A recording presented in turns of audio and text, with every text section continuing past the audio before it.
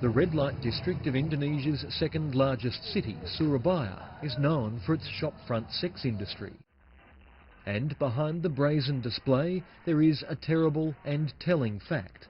Around a third of the nation's sex workers are under the age of 18.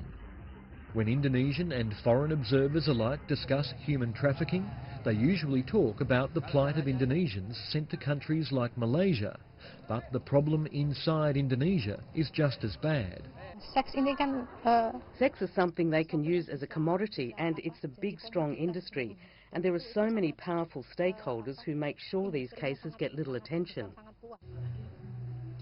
Dewi is living in a shelter for victims of trafficking, one of the tens of thousands who fall prey to the domestic trade each year.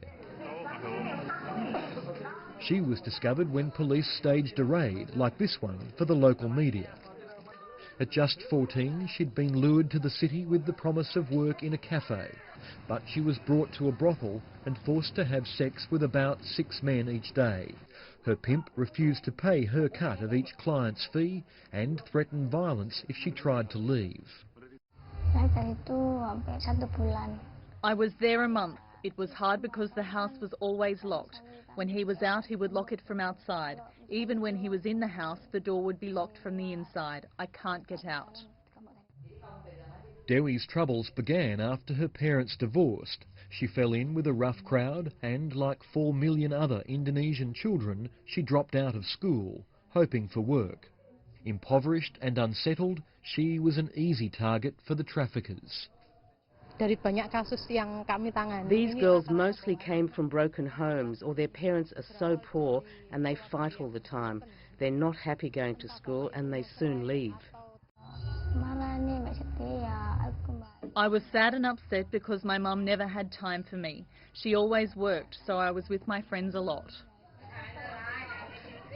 The trafficking of local children into the sex industry is outstripped by trafficking in just one other sector: domestic labour.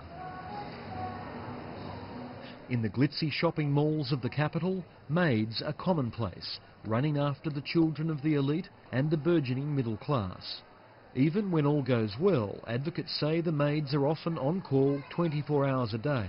Many have their salaries withheld until the one time in the year when they are allowed to visit their families, and then they're often paid much less than promised. The work of the maids is not even regulated, so they're denied their rights. And their conditions are so poor, we could even call it modern slavery.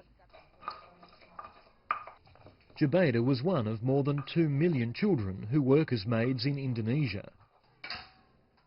She was offered a job by one of the recruiters who tour poor villages looking for fresh employees. I wanted to get money to help my parents. I was done with school anyway. I was tired of it. I just wanted to work. However, Jubeda quickly became a victim of human trafficking. In 3 months of work, she was paid nothing and beaten by her employer. She hit me, didn't give me food. I was so scared. I couldn't get out because the house was always locked. They are always afraid because in this kind of power relationship, they always feel like they are under threat.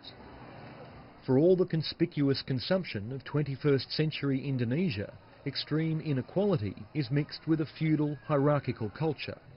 And when the vulnerable and the poor slip from the labour market to the slave market, many prefer to turn a blind eye.